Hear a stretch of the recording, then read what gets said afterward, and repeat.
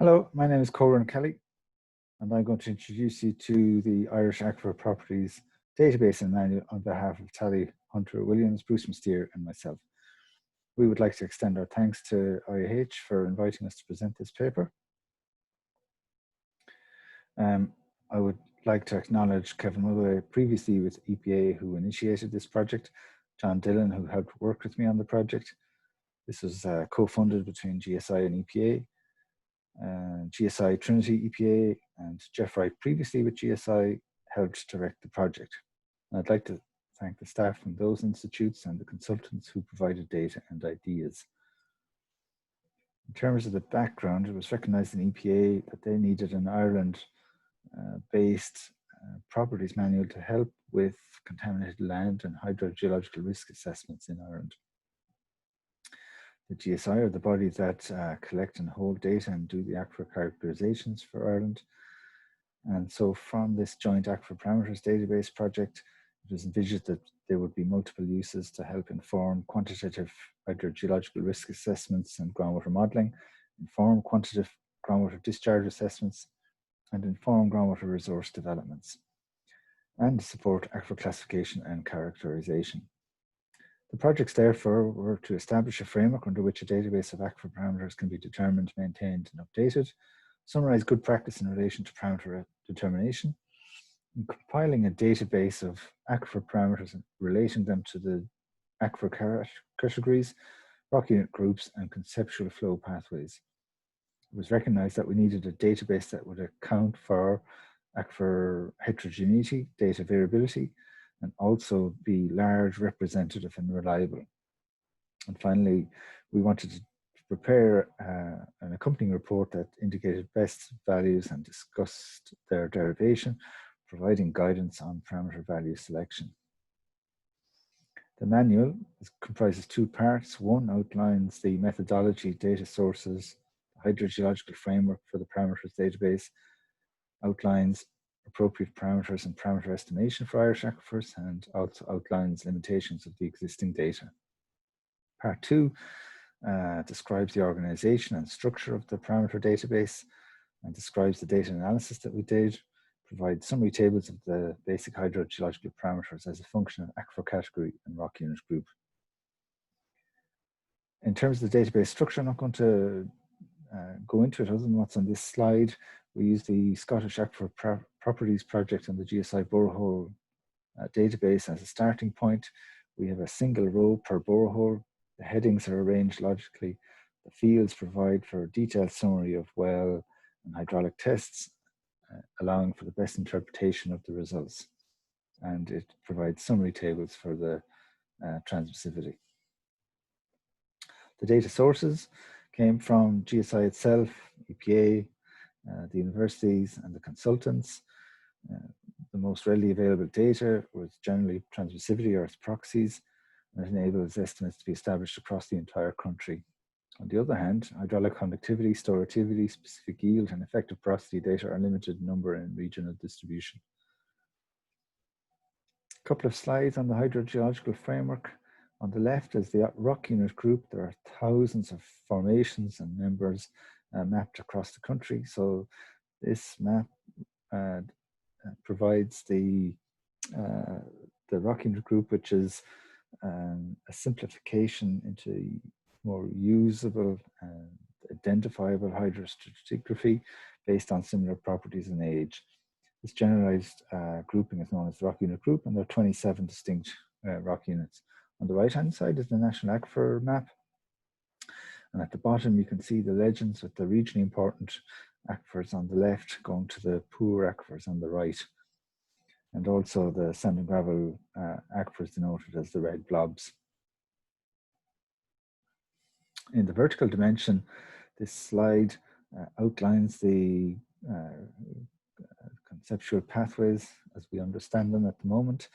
We have a subsoil layer that overlies a weathered broken zone known as the transition zone, which in turn overlies a shallow bedrock and a deep bedrock zone.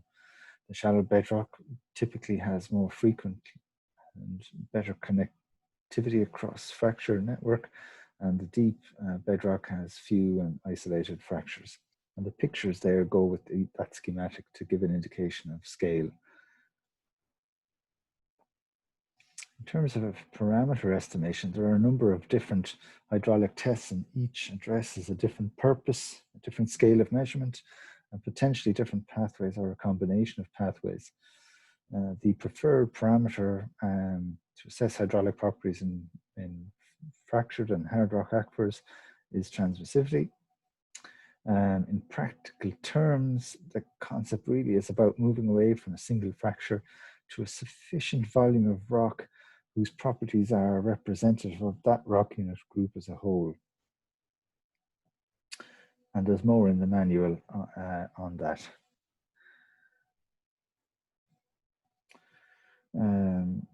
As such, our focus and our recommended approach is to look at focus on large-scale testing, which helps outline the broad characteristics and bulk estimates. The most widely used method for analysing test pumping data here in Ireland is using Cooper-Jacobs straight line method, along with yield and steady state drawdown. Generally, in hydrogeological terms, a difference of no more than 50% in the results from the different methods would generally be agreeable. We used diagnostic plots in this project, and we would recommend them as an additional technique to use in terms of assessing test pump data. The limitations that exist in Irish pumping test data include the duration of the test, which is typically 3 days or less, a declining or variable pumping rate, tests where only yield and specific capacity are reported, that the analytical assumptions aren't met, and there are unknown details around the geology and well construction. I mentioned diagnostic plots. A diagnostic plot is simply a scatter plot of drawdown and log derivative of drawdown. And there's an example there on the left with the drawdown and derivative data marked.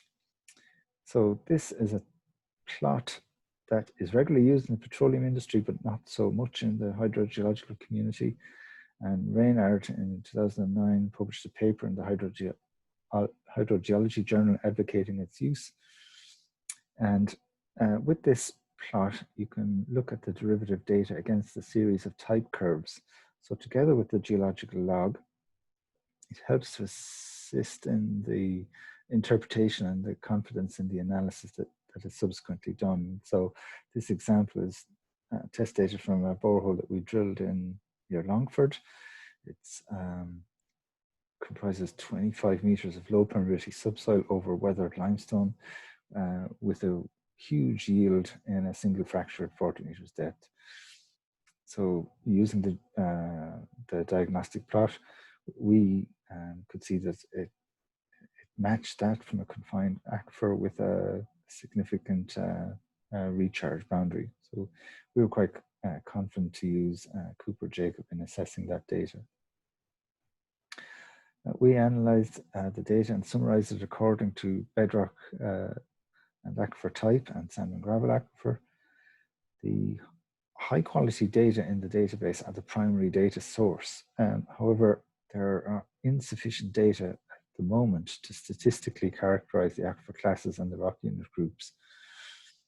So to overcome that, we used the specific capacity data from GSI's well database to augment and constrain the characterization of typical values.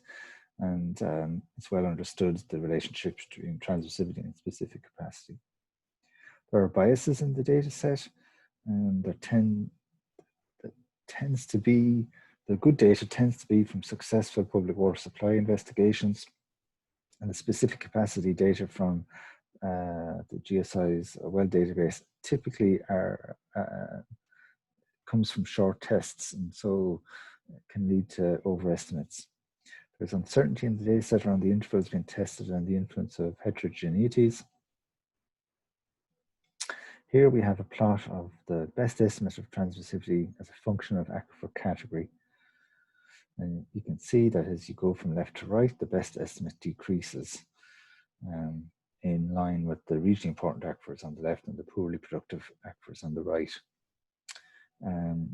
Best estimate is the geometric mean, with the exception for regionally important karst aquifers dominated by a conduit flow system.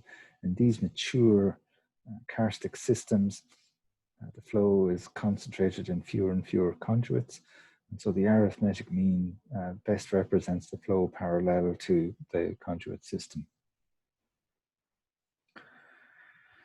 We also provide, as well as a best estimate, an upper and lower estimate. And this is displayed here in this box and whisker plot. And we use the, excuse me, the 95th and the 90th and 10th and 5th percentiles to represent best or to represent upper and lower estimates. This plot shows best estimate of transmissivity as a function of some selected rock unit groups, principally the limestone rock unit groups. And it shows that as you go from left to right, the pure limestones tend to have higher estimates. However, there are regional variations that we can pick out in the data. So there are regional variations with respect to the Waldsortian, the dolomitized limestone, the Calp and the Derivar charts in the upper impure limestone group, and in the Ballystine in the lower impure limestones with respect to portions in Wexford, Monaghan, and where it occurs elsewhere in the country.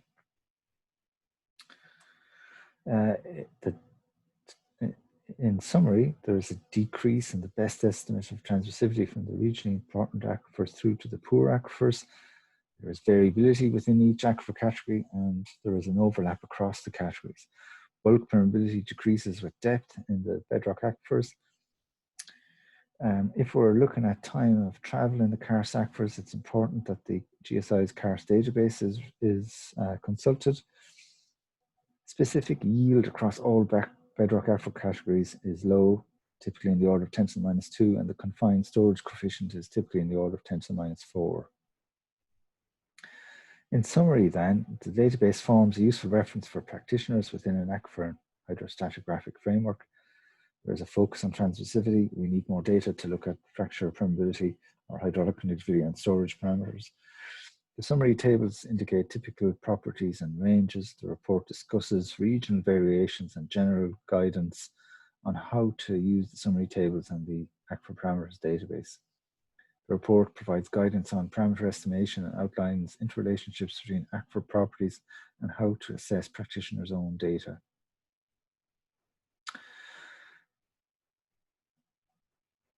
It would be useful to update the database, summary tables and manual by integrating data from test pumping by Irish Water, EPA licensing, recent research and recent work by consultants.